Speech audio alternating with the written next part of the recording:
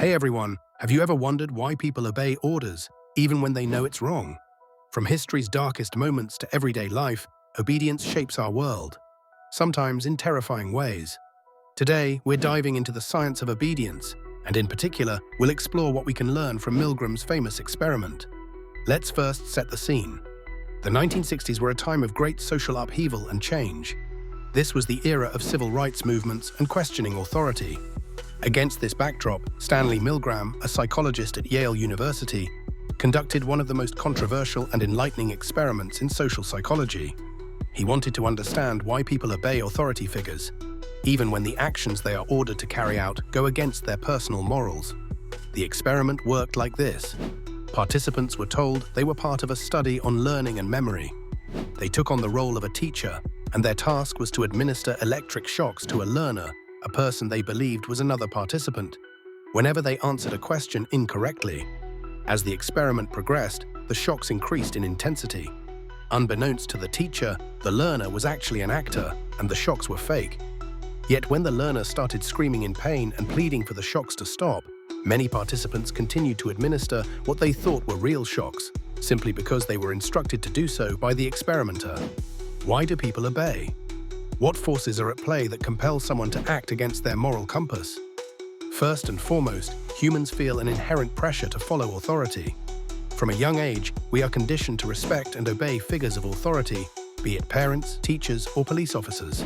This conditioning builds a societal structure where authority figures are placed on a pedestal, which can lead to blind obedience in certain situations.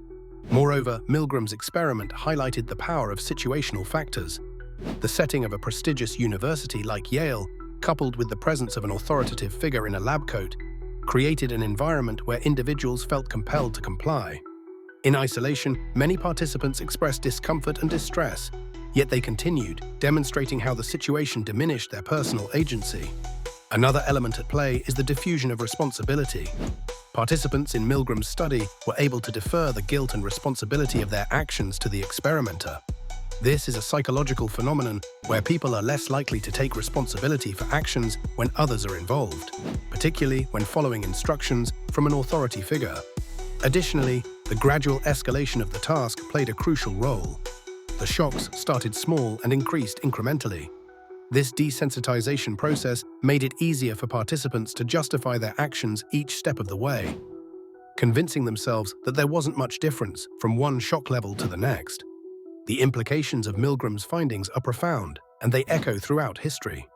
From the atrocities committed during wartime to corporate scandals, understanding the mechanics of obedience helps us comprehend how ordinary people can commit extraordinary wrongdoing. It's a chilling reminder of the potential for destructive obedience that resides within us all. So what can we learn from this? Awareness is the first step. By understanding the factors that lead to obedience, we can become more conscious of our own reactions and decisions. Education and ethical training that emphasize personal responsibility and moral reasoning are crucial.